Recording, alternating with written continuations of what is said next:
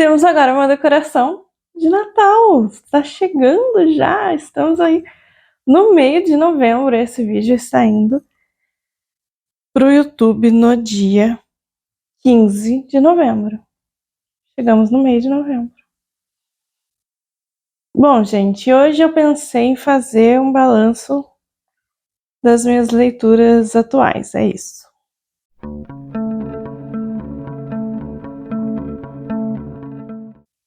Bom dia, boa tarde, boa noite, sejam muito bem-vindos ao canal. Eu sou a Mari, esse é o Mari Entre Linhas, eu espero que vocês gostem do vídeo de hoje. Se você ainda não é inscrito neste canal, por favor, se inscreva, deixe seu like se você gostar do vídeo, compartilhe esse vídeo com seus amigos. Este gorro aqui de Papai Noel não é meu, tá? Ó, tem um Papai Noel ali. Bom, hoje eu pensei em fazer isso, é o que dá para hoje. Atualização do que eu li nesses primeiros dias do mês de novembro.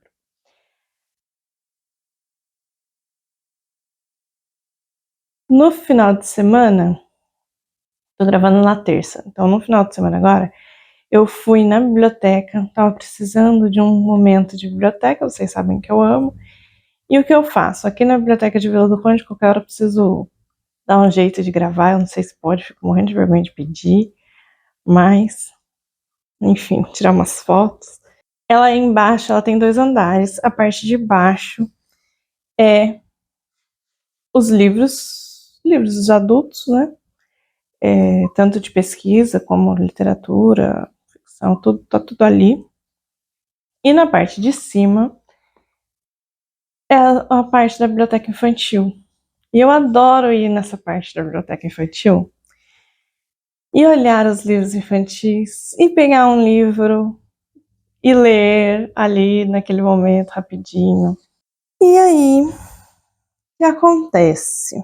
No sábado à tarde, eu gosto muito de ir na biblioteca no sábado, se eu não tiver outro compromisso, e passo algum tempinho lá, 1 hora, não é nada muito, fico o dia inteiro na biblioteca, não é isso, não. Mas fico 1 hora, 2, aproveito para andar um pouco, ou só fico lá lendo, é isso. E eu decidi que nesse sábado era esse dia de ler um livro infantil.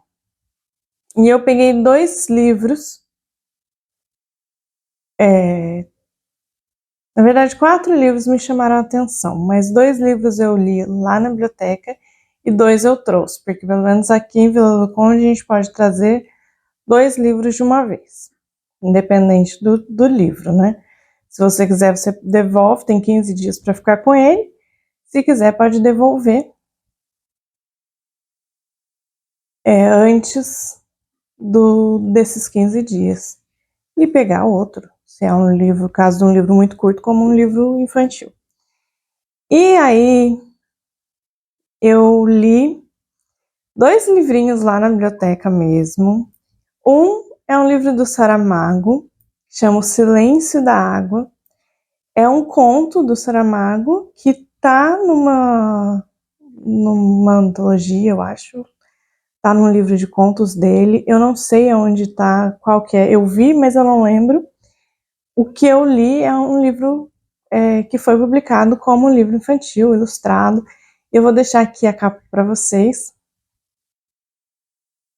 É uma história muito bonitinha de um menino que quer pescar. E esse tipo de história muito curtinha, né, de conto, é muito difícil a gente falar sobre. Eu gosto muito de Saramago, vocês sabem, então eu gostei, claro. E as imagens são lindas. Depois, lá na biblioteca também, eu li um livro que foi feito durante a pandemia, se eu não me engano, pela Câmara Municipal de Gaia, com a autora e a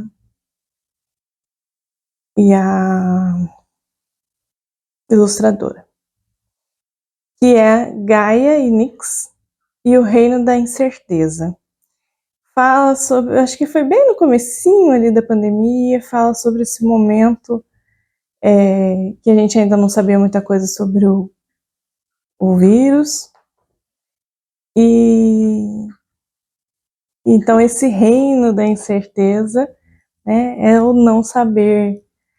E a literatura infantil, ela tem esse poder, né, de ser para nós adultos de uma forma e para as crianças de outra.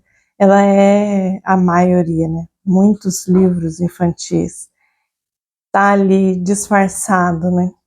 A criança entende e a gente entende de outra forma. A criança entende aquilo de um jeito e a gente consegue extrair uma mensagem talvez um pouco mais profunda. Achei que combinava muito aqui comigo e com o que eu gosto de literatura, né? Acho que a literatura infantil me leva para esse lado mais conforto, aconchego, e era disso que eu estava precisando no final de semana. E aí me deparei com um livro que se chama O Livro de Marianinha. E aí eu não aguentei, tive que trazer esse livro do Aquilino Ribeiro, e eu nunca tinha ouvido falar desse escritor, e fui pesquisar sobre ele. Ele tem vários livros publicados, é um escritor do século XX, nascido no final do século XIX, e publicou várias obras.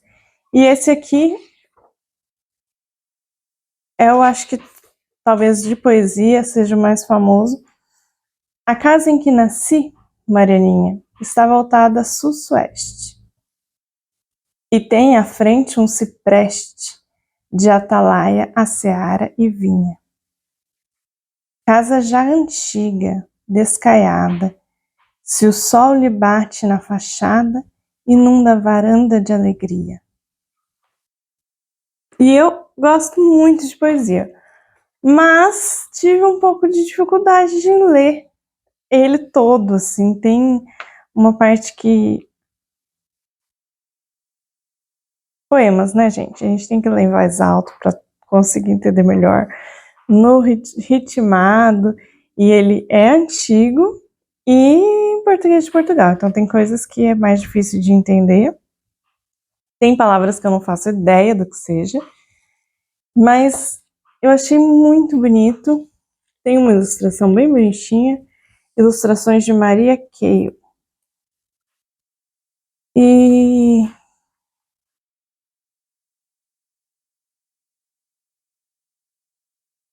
aí ele fala bastante da Marianinha, que eu acho que seria uma sobrinha, porque aqui no começo ele fala...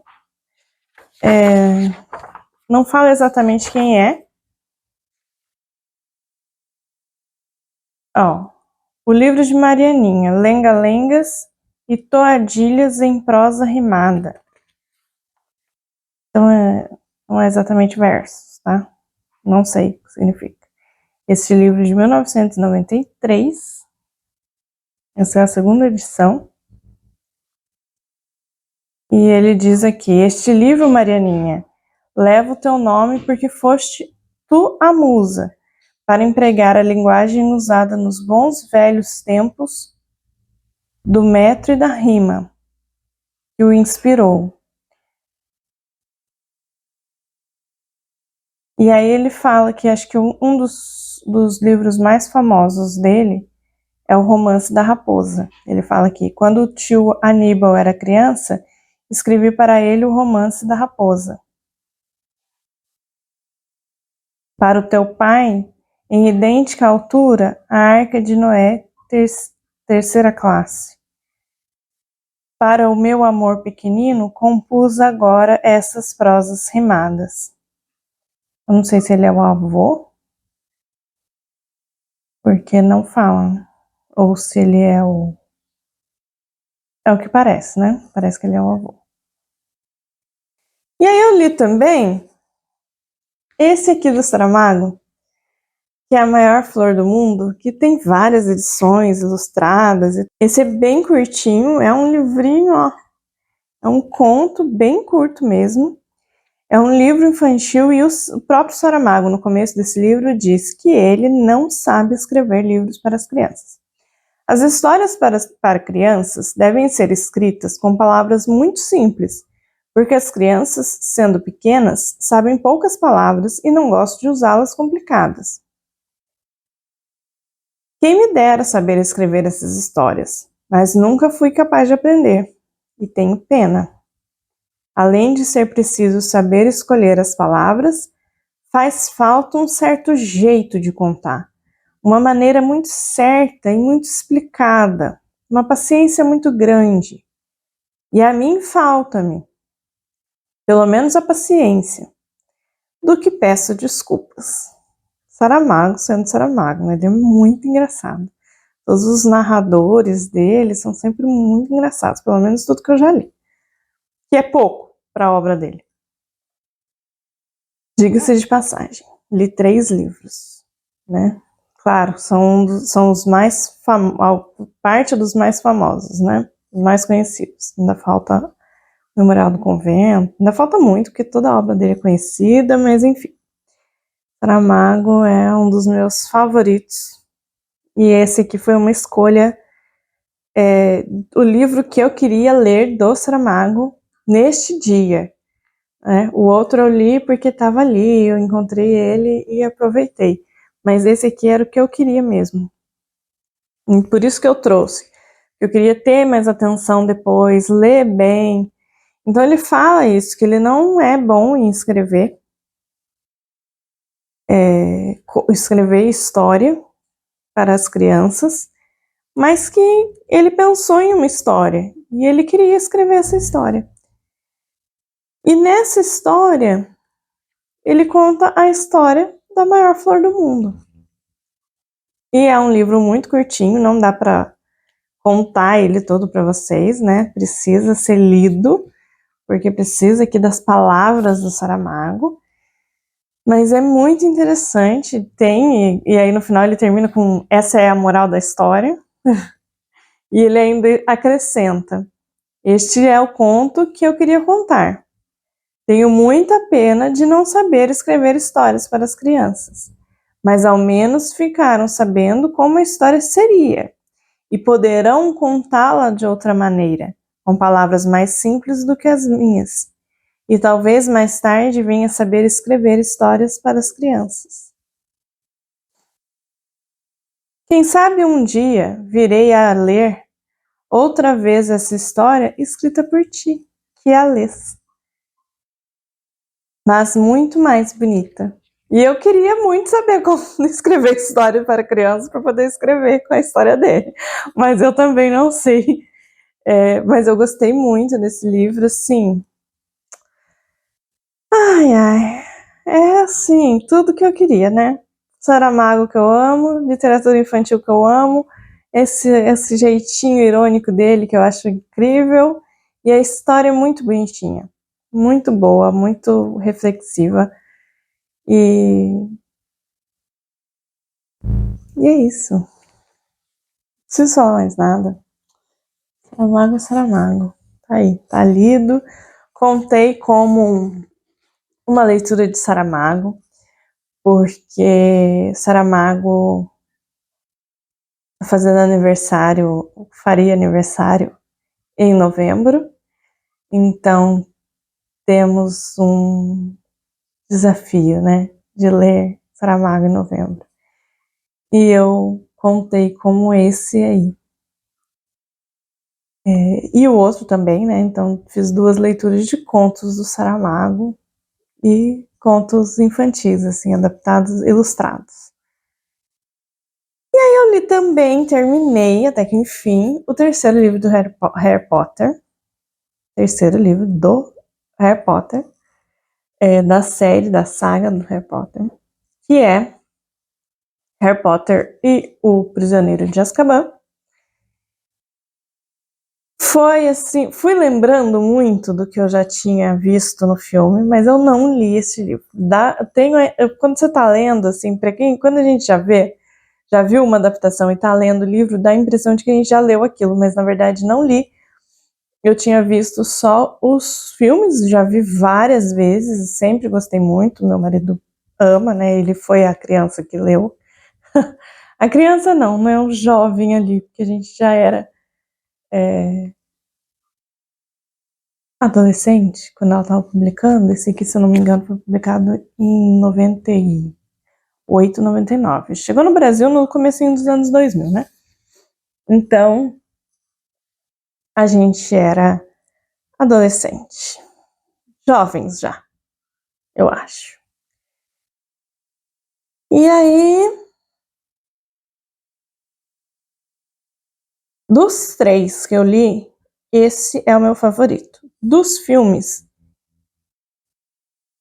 esse e o quarto são os meus favoritos. Então, não sei o que eu vou achar agora do quarto. É o quarto mesmo? É, o quarto mesmo. Não sei o que eu vou achar do quarto quando eu ler, porque eu não vou ler já.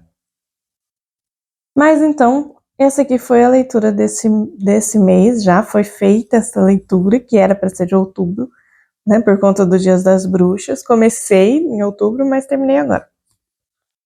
E eu gostei muito, achei muito interessante, muito boa a história, tem muitas coisas que eu acho que é um pouquinho diferente na adaptação, então eu ficava, ai, nossa, que diferente, ai, que legal, que bom que é assim, né, e melhor do que a adaptação, enfim.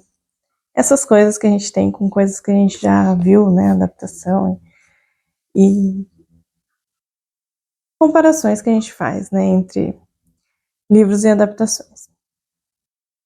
Mas gostei muito. Vem aí, acho uma série, né? Eu gosto muito de Harry Potter, gente, independente dessa senhora que o escreveu. E independente dos problemas que tem também, que algumas pessoas ficam apontando, mas eu tô bem tranquila com isso, não fico caçando, acho que não é algo que a gente possa fazer alguma coisa a respeito. São escolhas, né? Acho que a gente tem que escolher e só aproveitar o que pode aproveitar da literatura, porque se a gente for a fundo nos problemas dos escritores, a gente tá perdido, né? Porque tem uns que são ruins mesmo na vida, né? E não dá. Somos todos seres humanos, não somos perfeitos, e é isso. E agora, vou contar pra vocês o que eu estou lendo neste momento.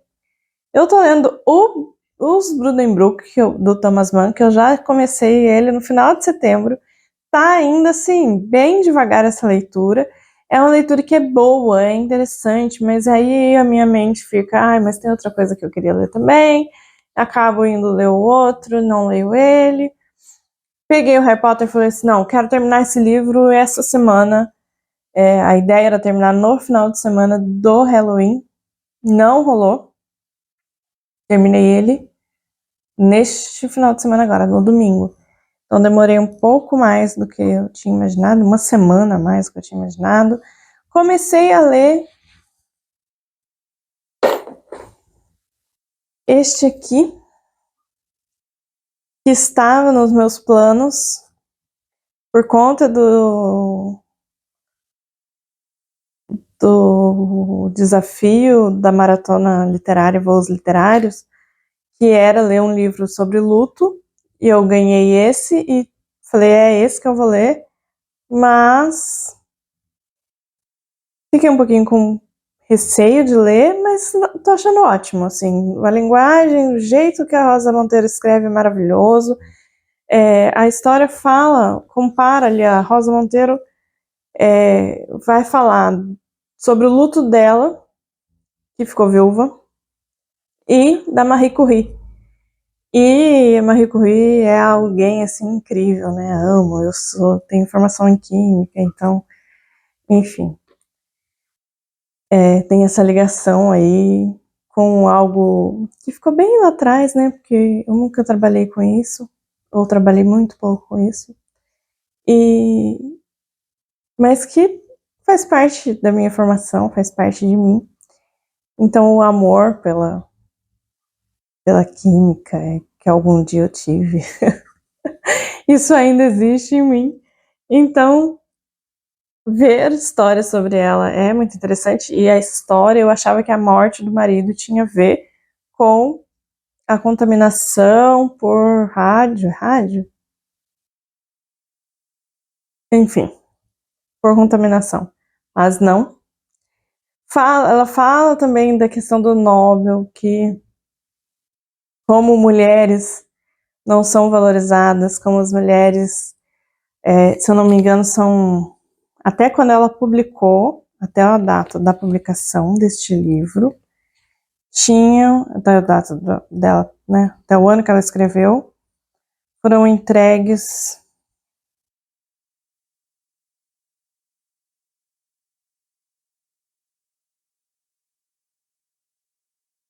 Ela começa falando que a ciência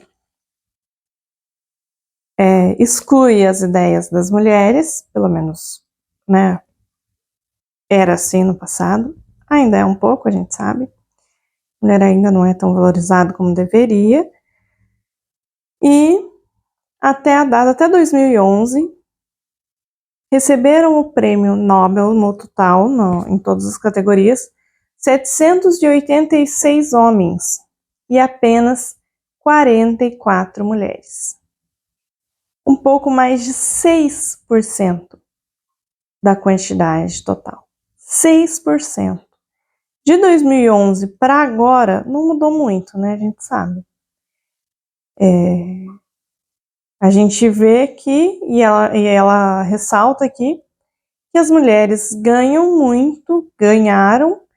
em, muito não, tiro muito, né? Porque não foram muito, 44 é pouco, 6% é pouco.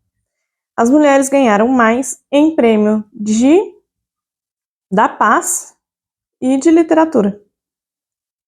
Então a gente tem que agradecer e achar muito bom, porque na literatura as mulheres ganham, mas é muito pouco, mesmo assim. Eu já olhei a listagem desde que o Nobel iniciou essa entrega de Prêmio Nobel de Literatura, é muito pequena.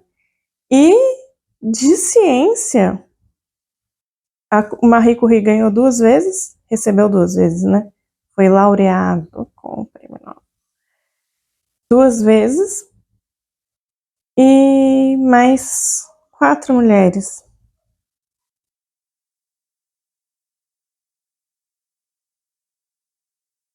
E ainda tem casos de mulheres que contribuíram para a ciência, mas que morreram antes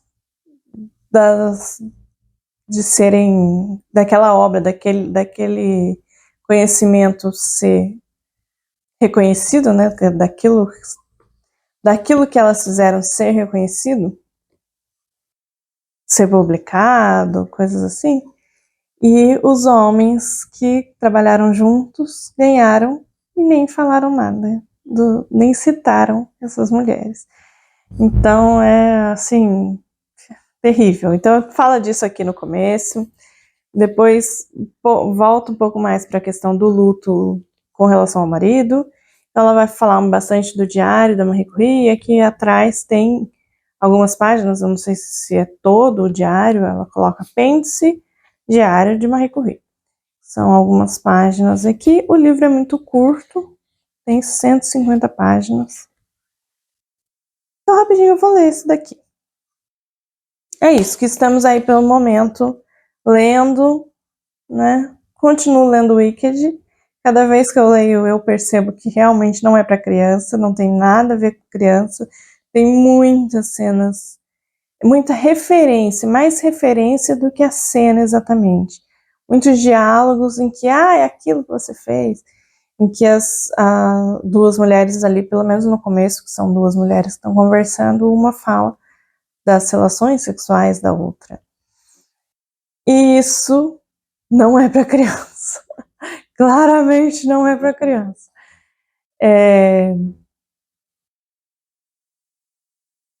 Muitas referências aos atos sexuais. Então, vai ficar aqui para quando meu filho crescer e quiser ler, né?